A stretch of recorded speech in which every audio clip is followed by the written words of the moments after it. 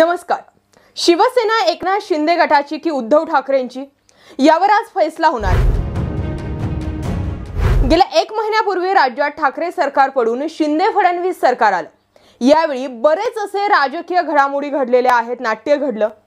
मात्र हे राजकीय नाट्य राजकारणापुरते मर्यादित राहिलं नाही, तर हा वाद थेट सुप्रीम कोर्टापर्यंत पोहोचला। एकनाथ शिंदे गटातील 16 आमदारांना अपात्र ठरवा, हे सरकार बेकायदेशीररित्या अस्तित्वात आलं आहे, तसेच शिवसेना ही ठाकरेंची आहे आणि धनुष्यबाण हा आमचाच आहे असं म्हणत ठाकरे गट सुप्रीम कोर्टामध्ये पोहोचला।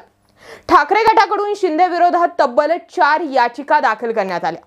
या याचिकेवरती गेल्या काही दिवसांपूर्वी सुनावणी सुद्धा पार पडली। त्यावेळेस दोन्ही बाजूने घमासान झालं, युक्तिवाद झाला। कोर्टाने दोन्ही पक्षांना पुढची तारीख 1 ऑगस्ट अशी दिली होती। मात्र या तारखेमध्ये बदल होऊन ही सुनावणी 3 ऑगस्ट वरती गेली, म्हणजे आज शिंदे सरकारचा फैसला सुप्रीम कोर्टामध्ये होणार आहे। राज्यात मुख्यमंत्री उपमुख्यमंत्री यांनी शपथ घेऊन 1 महिना उलटला, तरी सुद्धा मंत्रिमंडळ विस्तार अजूनही रखडलेलाच आहे। आणि याचं कारण म्हणजे कोर्टाचा निकाल काय येतो, कारण याच निकालावरती मंत्रिमंडळ विस्ताराची दिशा अवलंबून असणार आहे। मात्र आजच या प्रकरणाचा निकाल लागल्यास तेही स्पष्ट होणार आहे। शिंदे यांच्या बाजूने जर निकाल लागला तर लवकरच मंत्रिमंडळ विस्तार होण्याची शक्यता आहे।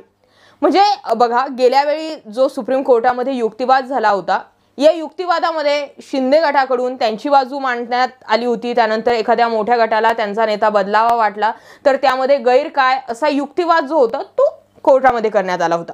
मात्र कुठेतरी गुवाहाटीत बसून सांगणे शिवसेना आमचीच हे किती योग्य आहे, असे सवाल ठाकरेंच्या वकिलांकडून सुद्धा विचारण्यात आले होते।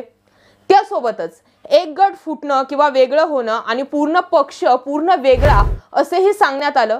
त्यावेळी कोर्टानं या सुनावणीसाठी घटनात्मक खंडपीठ असावे असंही मत त्यावेळी व्यक्त केलं होतं।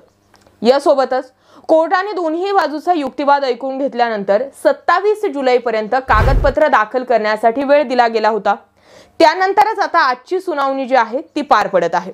तर कोर्टातली ही लढाई आम्हीच जिंकणार। आता आमच्याकडे 2/3 बहुमत आहे, त्यामुळे आमचं सरकार हे पूर्णपणे कायदेशीर मार्गाने स्थापन झालेलं आहे आणि शिवसेना असेल आणि धनुष्यबाण आमचाच आहे असा दावा आता एकनाथ शिंदे यांच्या गटाकडून करण्यात येतोय। ही झाली एक बाजू।